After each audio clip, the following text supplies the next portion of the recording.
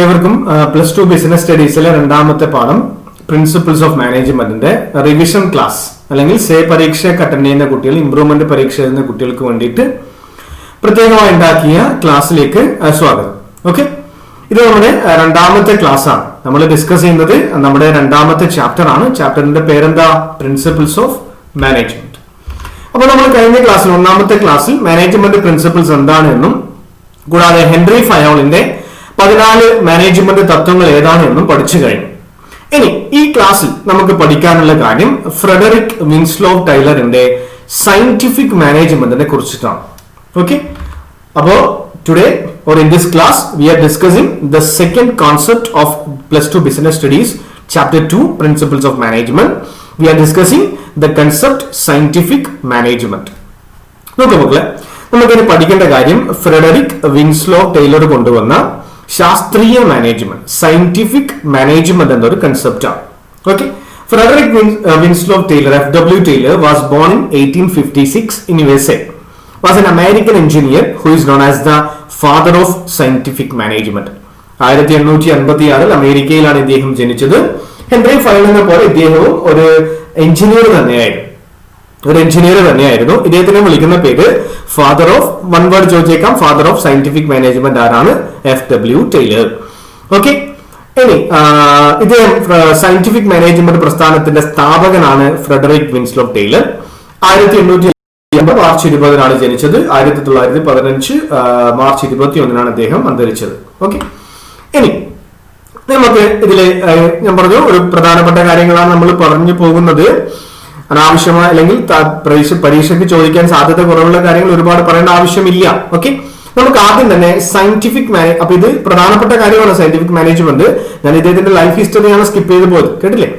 അപ്പോ scientific management refers to the application of science to management.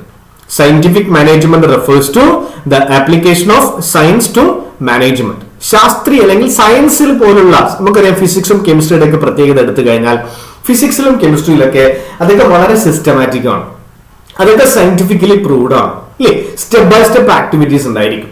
അതേപോലെ സയൻസിലുള്ളത് പോലെ തന്നെ നമ്മുടെ മാനേജ്മെന്റ് എന്ന മേഖലയിലുള്ള കാര്യങ്ങളും ശാസ്ത്രീയമാക്കി മാറ്റുക, സിസ്റ്റമാറ്റിക് ആക്കി മാറ്റുന്ന പ്രോസസ്സിനെ വിളിക്കുന്ന പേരാണ് സയന്റിഫിക് മാനേജ്മെന്റ് എന്ന്. Scientific management refers to the application of science to management practices. It involves the replacement of all the rule of thumb or trial and error method by scientific and systematic approach in decision making. Scientific management involves the replacement. ഇതിലുള്ള കാര്യങ്ങൾ traditional rule of thumb means traditional methods, പഴഞ്ചൻ അല്ലെങ്കിൽ old methods ഒക്കെ മാറ്റിയിട്ട്, പഴയ മെത്തേഡുകളൊക്കെ മാറ്റിയിട്ട് പുത്തൻ പുതിയ അല്ലെ ശാസ്ത്രീയമായിട്ടുള്ള മെത്തേഡുകൾ കൊണ്ടുവരണമെന്നാണ് FW Taylor പറഞ്ഞത്. ഓക്കെ, ശാസ്ത്രീയ മാനേജ്മെന്റ് എന്നത് മാനേജ്മെന്റ് രീതിയിലേക്ക് ശാസ്ത്രത്തിന്റെ പ്രയോഗത്തെ സൂചിപ്പിക്കും. ഓക്കെ, ഇനി ഈ സയന്റിഫിക് മാനേജ്മെന്റിന്റെ definition of scientific management given by FW Taylor. According to FW Taylor, scientific management means knowing exactly what you want meant to do. According to FW Taylor, scientific management means knowing exactly what you want meant to do and seeing that they do it in the best and the cheapest way. Scientific management എന്നാൽ ജീവനക്കാർ എന്താണ് ചെയ്യേണ്ടതെന്ന് നിങ്ങൾ കൃത്യമായി അറിയുകയും അവർ അത് ഏറ്റവും മികച്ചതും വില കുറഞ്ഞതുമായ രീതിയിൽ, ചെലവ് കുറഞ്ഞതുമായ രീതിയിൽ ചെയ്യുന്നുണ്ടെന്ന് കാണുകയും ചെയ്യുന്ന പ്രോസസ്സാണ് സയന്റിഫിക് മാനേജ്മെന്റ്. ഓക്കെ, ഇനി ഇതിന്റെ ലക്ഷ്യങ്ങളാണ്. സയന്റിഫിക് മാനേജ്മെന്റിന്റെ ലക്ഷ്യങ്ങളാണ്, ജസ്റ്റ് ഒന്ന് മനസ്സിലാക്കുക. 4 ലക്ഷ്യങ്ങളാണ് ഇതിനുള്ളത്. 2 ഇൻക്രീസ് ചെയ്യുക, 2 റിഡ്യൂസ് ചെയ്യുക. Increasing production, increasing quality. ഒരു കമ്പനിയിലെ ഉൽപാദനം വർദ്ധിപ്പിക്കുക, ഒരു കമ്പനി ഉണ്ടാക്കുന്ന പ്രൊഡക്റ്റുകളുടെ ക്വാളിറ്റി വർദ്ധിപ്പിക്കുക. ഇനി 2 കുറക്കുക, കോസ്റ്റ് കുറക്കുക, വേസ്റ്റേജ് കുറക്കുക, കമ്പനിയുടെ ചെലവ് കുറക്കുക, റോ മെറ്റീരിയൽസിന്റെ വേസ്റ്റേജ് കുറക്കുക. ഈ 4 കാര്യങ്ങളാണ് objectives of scientific management. 4 point: increasing production, increasing quality, reducing cost, reducing wastage. Okay, ഇനി ഇതിന് നമുക്ക് അടുത്ത കാര്യത്തിലേക്ക് പോവാം. ഇതിന്റെ പ്രിൻസിപ്പിൾ 2 കാര്യങ്ങൾ പഠിക്കാനുണ്ട്. നേരത്തെ നമ്മൾ ഫയോളിന്റെ കേസിൽ പ്രിൻസിപ്പിൾസ് മാത്രമേ നമ്മൾ പഠിച്ചിട്ടുള്ളൂ. ടൈലറുടെ കേസിൽ 2 കാര്യങ്ങൾ പഠിക്കാനുണ്ട്. പ്രിൻസിപ്പിൾസും പഠിക്കാനുണ്ട്, ടെക്നിക്സും പഠിക്കാനുണ്ട്. Principles of scientific management and techniques of scientific management. രണ്ടും നിങ്ങൾ പഠിച്ചിരിക്കണം. കൂടുതൽ പ്രധാനപ്പെട്ടത് ടെക്നിക്സ് ആണ്, പക്ഷേ ഇത് പ്രിൻസിപ്പിൾസ് ചോദിക്കില്ല എന്നും പറയാൻ പറ്റില്ല. രണ്ടും പ്രധാനപ്പെട്ട തന്നെയാണ്. പരീക്ഷയ്ക്ക് ഏതും ചോദിക്കാം മക്കളെ. ഇപ്പൊ സെപ്റ്റംബർ 22 നിങ്ങളുടെ പരീക്ഷയായി, ഏത് വേണമെങ്കിലും ചോദിക്കാം. ഒന്നും ചോദിക്കില്ല എന്ന് പറയാൻ പറ്റില്ല. ഓക്കെ, അപ്പോ ഇതിൽ 4 പ്രിൻസിപ്പിൾസ് ആണുള്ളത്. ഒന്നാമത്തെ പ്രിൻസിപ്പിളിന്റെ പേര് ഇതാണ്, science not rule of thumb. The name of first principle of scientific management is science not a rule of thumb. Rule of thumb means application of traditional method. Through scientific analysis and investigation, the best method of doing a work can be developed. അദ്ദേഹം പറഞ്ഞ ആദ്യത്തെ കാര്യം എന്താണ്? ഒരു ഓർഗനൈസേഷനിൽ നിർബന്ധമായിട്ടും traditional മെത്തേഡുകൾ മാറ്റി പുതിയ ശാസ്ത്രീയ മെത്തേഡുകൾ കൊണ്ടുവരണം എന്നതാണ് ഒന്നാമത്തെ principle. Science not rule of thumb. ബിസിനസിന്റെ പ്രശ്നങ്ങൾ പരിഹരിക്കുന്നതിന് ശാസ്ത്രീയ രീതി പ്രയോഗിക്കുന്നതാണ് ശാസ്ത്രീയ മാനേജ്മെന്റിന്റെ അടിസ്ഥാന തത്വം. Okay, science not rule of thumb. രണ്ടാമത്തത് harmony not discord. The second principle of scientific management is harmony not discord. Harmony not discord. This principle states that there should be complete harmony between management and the workers. This can be achieved through a change in the attitude of workers and the management. Taylor called it as a mental revolution. ഇവിടെ പറയുന്നത് ഭിന്നിപ്പല്ല, ഐക്യമാണ് വേണ്ടത്, harmony ആണ് വേണ്ടത്, അല്ലാതെ conflict അല്ല. മാനേജ്മെന്റും തൊഴിലാളികളും തമ്മിൽ സമ്പൂർണ്ണ ഐക്യം ഉണ്ടായിരിക്കണം. ടൈലർ പറഞ്ഞ കാര്യം രണ്ടാമത്തെ പ്രിൻസിപ്പിളിന്റെ ഭാഗമായിട്ട് പറഞ്ഞത് എന്താണ്? അതിന്റെ പേര് ഹാർമണി നോട്ട് ഡിസ്കോർഡ് ആണ്. ഇദ്ദേഹം പറഞ്ഞ കാര്യം ഇതാണ്, മാനേജ്മെന്റും തൊഴിലാളികളും തമ്മിൽ കംപ്ലീറ്റ് യൂണിറ്റി ഉണ്ടായിരിക്കണം, സമ്പൂർണ്ണ ഐക്യം ഉണ്ടായിരിക്കണം. അതിന്റെ പേരാണ് ഹാർമണി നോട്ട് ഡിസ്കോർഡ്. മൂന്നാമത്തത് cooperation not individualism. Cooperation not individualism. വ്യക്തി മഹത്വമല്ല, സഹകരണമാണ് വേണ്ടത്. ഈ this principle is an extension of harmony not discord. ഈ പ്രിൻസിപ്പിള് രണ്ടാമത്തെ പ്രിൻസിപ്പിളിന്റെ ഒരു എക്സ്റ്റൻഷൻ ആണ് മൂന്നാമത്തെ cooperation not individualism. This principle states that there should be complete cooperation between managers and workers. This principle states that there should be complete cooperation between management and workers. ഈ principle പറയുന്നത് ഒരു കമ്പനിയിലെ മാനേജ്മെന്റും വർക്കേഴ്സും തമ്മിൽ 100% സഹകരണം ഉണ്ടായിരിക്കണം, അല്ലാതെ മാനേജർമാർ വലുതാണ് എംപ്ലോയീസ് മോശമാണ് എന്നൊരു ആറ്റിറ്റ്യൂഡ് പാടില്ല. ഓക്കെ, നാലാമത്തത് development of each and every person to his or her greatest efficiency and prosperity. നിങ്ങൾ ഇത്ര പഠിച്ചാൽ മതി. Development of each and every person. എക്സാമിന് അത് എഴുതി കഴിഞ്ഞാലും അത് ഓക്കെ മാർക്ക് കിട്ടും. Development of each and every person. Under scientific management right men are selected for right jobs. Under scientific management, right men are selected for right jobs. The management and the workers should try to achieve maximum output in the place of restricted output. പരമാവധി കാര്യക്ഷമതയിലേക്കും അഭിവൃദ്ധിയിലേക്കുമുള്ള തൊഴിലാളികളുടെ വികസനം.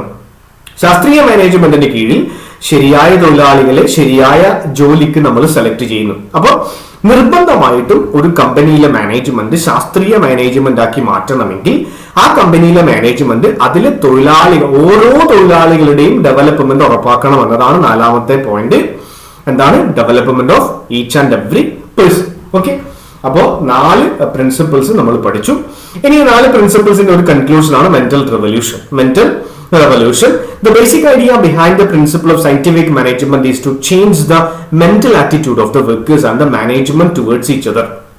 Taylor called it as a mental revolution. ഈ 4 പ്രിൻസിപ്പിൾസിന്റെയും ഏറ്റവും പ്രധാനപ്പെട്ട അതിന്റെ aim എന്ന് പറയുന്നത് മാനേജ്മെന്റും വർക്കേഴ്സും തമ്മിലുള്ള ആറ്റിറ്റ്യൂഡ്, അങ്ങോട്ടും ഇങ്ങോട്ടുമുള്ള ആറ്റിറ്റ്യൂഡ് മാറ്റുക എന്നതാണ്. അതിനെ വിളിച്ച പേരാണ് മെന്റൽ റെവല്യൂഷൻ. മനസ്സിനകത്ത് ഉണ്ടാക്കേണ്ട ഒരു റെവല്യൂഷൻ ആണ് ശരിക്കും ഈ സയന്റിഫിക് മാനേജ്മെന്റ്. ഇങ്ങനെ ഒരു മെന്റൽ റെവല്യൂഷൻ കൊണ്ടുവന്നു കഴിഞ്ഞാൽ 3 കാര്യങ്ങൾ പറ്റും. ഇൻക്രീസ് ഇൻ പ്രൊഡക്ഷൻ, ഉൽപാദനം വർദ്ധിപ്പിക്കാം. Create spirit of mutual trust, പരസ്പരം ഒരു നല്ല ട്രസ്റ്റ്, വിശ്വാസ്യത ഉണ്ടാക്കാം. Develop a scientific attitude for solving problems, പ്രശ്നങ്ങൾ പരിഹരിക്കുന്നതിന് ഒരു സയന്റിഫിക് ആറ്റിറ്റ്യൂഡും ക്രിയേറ്റ് ചെയ്യാൻ വേണ്ടി പറ്റും. ഓക്കെ, നെക്സ്റ്റ് ഇതിന്റെ ടെക്നിക്സ് ആണ് മക്കളെ. ഇപ്പൊ നമ്മളിപ്പോ പഠിച്ചത് 4 പ്രിൻസിപ്പിൾസ് ആ പഠിച്ചത്. 4 പ്രിൻസിപ്പിൾസ് പഠിച്ചു. ഇവിടെ 4 പ്രിൻസിപ്പിൾസ് കഴിഞ്ഞിട്ട് നമുക്ക് സയന്റിഫിക് മാനേജ്മെന്റിന്റെ ടെക്നിക്സ് പഠിക്കാനുണ്ട്. Techniques of scientific management. To bring management into practice, Taylor suggested the following 7 techniques. Okay, about to bring the scientific management principles into actual practice. ഈ 4 പ്രിൻസിപ്പിൾസിനെ ഒരു ബിസിനസ്സിൽ അപ്ലൈ ചെയ്യാൻ വേണ്ടിയിട്ട് ഇദ്ദേഹം കുറച്ച് ടെക്നിക്സ് കൂടെ എക്സ്പ്ലെയിൻ ചെയ്തു. ഓക്കെ, ശാസ്ത്രീയ മാനേജ്മെന്റ് പ്രായോഗികമാക്കാൻ ടൈലർ ഇനി പറയുന്ന 7 ടെക്നിക്സ് നമുക്ക് പഠിക്കാനുണ്ട്. 7 ടെക്നിക്കുകൾ കൊണ്ടുവന്നു. ഇത് പരീക്ഷയ്ക്കൊക്കെ നിർബന്ധമായിട്ടും ചോദിക്കുന്ന ഒരു കാര്യമാണ് techniques of scientific management. Okay, the first one is functional foremanship. ആദ്യത്തെ the name of the first principle of FW Taylor is functional foremanship. Functional foremanship is a type of organization structure. In this technique, Taylor suggested the division of factory into 2 departments, planning department and production department. ഈ ചിത്രം നോക്കുക. ഈ ചിത്രം ശരിക്കും ശ്രദ്ധിക്കുക മക്കളെ. ഈ ചിത്രത്തിൽ കാണുന്ന രീതിയിൽ എന്താ ചെയ്യണം? ടൈലർ പറഞ്ഞു. എന്താ ടൈലർ പറഞ്ഞ? FW Taylor പറഞ്ഞ കാര്യം ഇതാണ്. ഒരു ഫാക്ടറിയെ 2 സെക്ഷൻസ് ആയിട്ട് ഡിവൈഡ് ചെയ്യണം. ആദ്യത്തത് പ്ലാനിംഗ് സെക്ഷനും രണ്ടാമത്തത് പ്രൊഡക്ഷൻ സെക്ഷനുമാണ്. ഇനി പ്ലാനിംഗ് സെക്ഷനകത്ത് 4 ഫോർമാൻ ഉണ്ടായിരിക്കണം. FORMAN. നമ്മൾ ലെവൽസ് ഓഫ് മാനേജ്മെന്റിൽ ലോവർ ലെവൽ മാനേജറാണ് ഫോർമാൻ. അല്ലാതെ FOUR അല്ല, ഫോർമാൻ 4 ആളല്ല. FORMAN എന്ന് പറഞ്ഞു കഴിഞ്ഞാൽ സൂപ്പർവൈസറെ പോലത്തെ ഒരു ലോവർ ലെവൽ മാനേജറാണ് ഫോർമാൻ. അപ്പോ ഫാക്ടറി മാനേജറിന്റെ അണ്ടറിൽ 2 ഡിപ്പാർട്ട്മെന്റ്, പ്ലാനിംഗ് ചാർജും പ്രൊഡക്ഷൻ ഇൻചാർജും 2 ആൾക്കാർ അല്ലെങ്കിൽ 2 ഡിപ്പാർട്ട്മെന്റുകൾ. അപ്പൊ പ്ലാനിംഗ് ഇൻചാർജിൽ 4 foreman, 4 lower level managers, route clerk, instruction card clerk, time and cost clerk, shop ഡിസിപ്ലിനറിയും. Route clerk, instruction card clerk, time and cost clerk. ആ ഇൻസ്ട്രക്ഷൻ കാർഡിന്റെ സ്പെല്ലിംഗ് മിസ്റ്റേക്ക് ഉണ്ട്, കാർഡ് CARD ആണ് കേട്ടില്ലേ. Time and cost clerk, shop disciplinarian. അതേപോലെ പ്രൊഡക്ഷനിലും ഇപ്പൊ ഈ പ്ലാനിംഗ് സെക്ഷനിലെ 4 ആളെ പഠിക്കുക. അവിടെ ആദ്യത്തെ ലെറ്റേഴ്സ് എന്തൊക്കെയാ? RITS, റിറ്റ്സ് കാർ ഓർമ്മിച്ചാൽ മതി. പ്ലാനിങ്ങിൽ റിറ്റ്സ് കാർ ഓർമ്മിച്ചാൽ മതി. Route clerk, instruction card clerk, time and cost clerk, shop disciplinarian. ഇനി പ്രൊഡക്ഷൻ ഡിപ്പാർട്ട്മെന്റിൽ 4 ആൾക്കാർ: speed boss, gang boss, repair boss, inspector. Production ഡിപ്പാർട്ട്മെന്റിൽ 4 ആൾക്കാർ വേണം. പ്രൊഡക്ഷൻ സെക്ഷനിൽ 4 ആൾക്കാർ: speed boss, gang boss, repair boss, inspector. അപ്പൊ മൊത്തം 8 ആളായി, 8 ഫോർമാനായി ഒരു കമ്പനിയിൽ, ഒരു ഫാക്ടറിയിൽ. ഇനി ഈ 8 ആൾക്കാരും കൂടിയിട്ട് വർക്കേഴ്സിനെ കൺട്രോൾ ചെയ്യും. അപ്പോ functional foremanship is an organization structure which comprise 8 specialist foreman. The first 4 in production planning section and the next 4 in production section. The 4 foreman in planning section are root clerk, instruction card clerk, time and cost clerk and shop disciplinarian. And in production are speed boss, gang boss, repair boss and inspector. And these 8 specialist foreman collectively control the workers. Functional foremanship ഈ സിസ്റ്റത്തിൽ ആസൂത്രണവും നിർവഹണവും പരസ്പരം വേർതിരിച്ചിരിക്കുന്നു. ഇതനുസരിച്ച് 8 സൂപ്പർവൈസർമാർ ഒരു തൊഴിലാളിയുടെ മേൽനോട്ടം നിർവഹിക്കുന്നു. അപ്പൊ ഇത് നമ്മുടെ ഫയോളിന്റെ ഒരു പ്രിൻസിപ്പലിന് അഗെയിൻസ്റ്റ് ആണ്. ഏതിനാ? യൂണിറ്റി ഓഫ് കമാൻഡിന്. ഫയോൾ പറഞ്ഞത് എന്താ? ഒരാളെ കൺട്രോൾ ചെയ്യാൻ 1 ഹെഡ്. ടൈലർ പറഞ്ഞത് എന്താ? ഒരാളെ കൺട്രോൾ ചെയ്യാൻ 8 ഹെഡ്. അപ്പൊ ചോദിച്ചേക്കാം, unity of command is against functional foremanship, explain ഒക്കെ ചോദിച്ചേക്കാം. അപ്പൊ അതൊക്കെ കമ്പയർ ചെയ്തിട്ട് നിങ്ങൾ എഴുതണം. ഓക്കെ, ഇനി രണ്ടാമത്തത് standardisation and simplification of work. രണ്ടാമത്തെ ടെക്നിക്കിന്റെ പേര് ഇതാണ്, standardisation and simplification of work. ജോലിയുടെ നിലവാരപ്പെടുത്തലും ലളിതവൽക്കരണവും. ജോലിയുടെ നിലവാരപ്പെടുത്തലും ലളിതവൽക്കരണവും. Standardization involves setting up of standards in every phase of business operation. Standardization involves setting up of standards in every phase of business operation. ഇതിൽ പറയുന്നത് സ്റ്റാൻഡർഡൈസേഷൻ എന്ന് പറഞ്ഞു കഴിഞ്ഞാൽ സ്റ്റാൻഡേർഡ് എല്ലാ മേഖലകളിലും സ്റ്റാൻഡേർഡ് സെറ്റ് ചെയ്യും. ഒരു ബിസിനസിന്റെ എല്ലാ മേഖലകളിലും സൈസ് ആയിക്കോട്ടെ, ക്വാളിറ്റി ആയിക്കോട്ടെ, ഷേപ്പ് ആയിക്കോട്ടെ, നെയിം ആയിക്കോട്ടെ, ഒരു പ്രൊഡക്റ്റുമായിട്ട് ബന്ധപ്പെട്ടതിലായിക്കോട്ടെ, എംപ്ലോയീസിന്റെ പെർഫോമൻസ് ആയിക്കോട്ടെ, കമ്പനിയുടെ പെർഫോമൻസ് ആയിക്കോട്ടെ, എല്ലാ മേഖലകളിലും നിലവാരം കൊണ്ടുവരിക.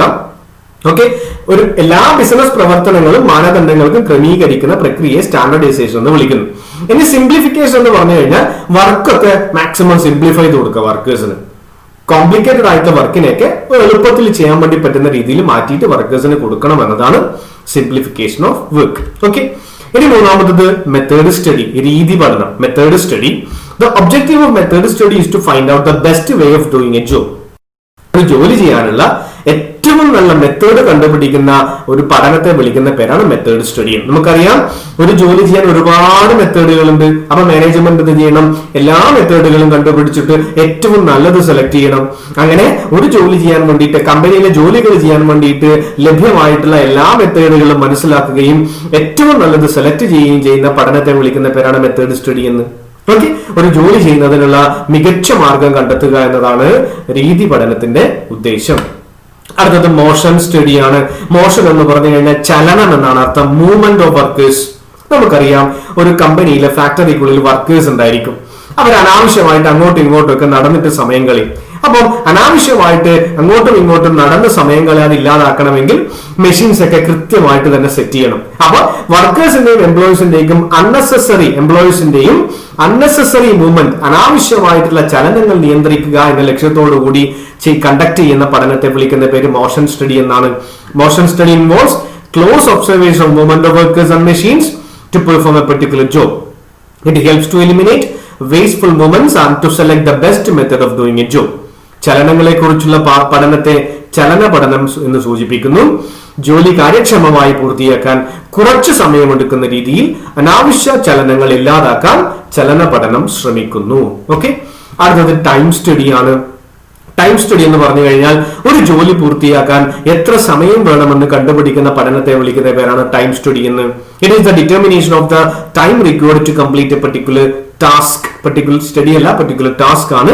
The objective of time study is to determine the number of workers to be employed. ഒരു ജോലി പൂർത്തിയാക്കാൻ എത്ര സമയം ആവശ്യമാണ് എന്ന് മനസ്സിലാക്കുന്ന പഠനത്തെ വിളിക്കുന്ന പേരാണ് ടൈം സ്റ്റഡി എന്ന്. ഇനി ആറാമത്തത് ഫാറ്റിഗ് സ്റ്റഡിയാണ്, ക്ഷീണ പഠനം. നമുക്കറിയാം ജോലിക്കാരൊക്കെ മനുഷ്യന്മാരാണ്. അവർക്ക് കണ്ടിന്യൂസ് ആയിട്ട് ജോലി ചെയ്ത് കഴിഞ്ഞാൽ ടയർനെസ്, ക്ഷീണം വരും. അപ്പം ഒരു ഫാക്ടറിക്കുള്ളിലുള്ള ജോലിക്കാർക്ക് ഏതൊക്കെ സമയങ്ങളിൽ ഇന്റർവെല് കൊടുക്കണമെന്ന് തീരുമാനിക്കണം. അപ്പൊ നിങ്ങൾക്ക് സ്കൂളിൽ പോയി കഴിഞ്ഞാൽ ആദ്യത്തെ interval, lunch break, afternoon interval ഇതൊക്കെ ഇല്ലേ? അതേപോലെ കമ്പനിക്കുള്ളിലും അങ്ങനെ ഇന്റർവെല് കൊടുക്കണം. കമ്പനിയിൽ ജോലി ചെയ്യുന്ന ജോലിക്കാർക്ക് ഏതൊക്കെ സമയങ്ങളിൽ ഇന്റർവെല് കൊടുക്കണമെന്ന് തീരുമാനിക്കാൻ വേണ്ടി കണ്ടക്ട് ചെയ്യുന്ന പഠനത്തെ വിളിക്കുന്ന പേരാണ് ഫാറ്റിഗ് സ്റ്റഡി, ക്ഷീണ പഠനം. ജോലി പൂർത്തിയാക്കുന്നതിന് ആവശ്യമായ വിശ്രമത്തിന്റെ അളവും ആവൃത്തിയും, എത്ര തവണയും എത്ര സമയവും തിരിച്ചറിയാൻ ക്ഷീണ പഠനം ശ്രമിക്കുന്നു. ഓക്കെ, ഏഴാമത്തത് last point differential piece rate system. Differential piece rate system ഇത് ഫയോളിന്റെ ഇക്വിറ്റിക്ക് അഗെയിൻസ്റ്റ് ആണ്. ഇക്വിറ്റിയിൽ പറഞ്ഞത് എന്താ? എല്ലാ ആൾക്കാർക്കും ഒരേ ശമ്പളം കൊടുക്കണം എന്ന് പറഞ്ഞു. ഇവിടെ ഇദ്ദേഹം പറഞ്ഞത് അങ്ങനെ കൊടുക്കാൻ പാടില്ല. നല്ലോണം ജോലി ചെയ്യുന്ന ആൾക്കാർക്ക് നല്ലോണം കൂലി കൊടുക്കണം, കുറച്ച് ജോലി ചെയ്യുന്ന ആൾക്ക് കുറച്ച് കൂലി കൊടുക്കണം എന്നാണ് ഇദ്ദേഹം പറഞ്ഞത്.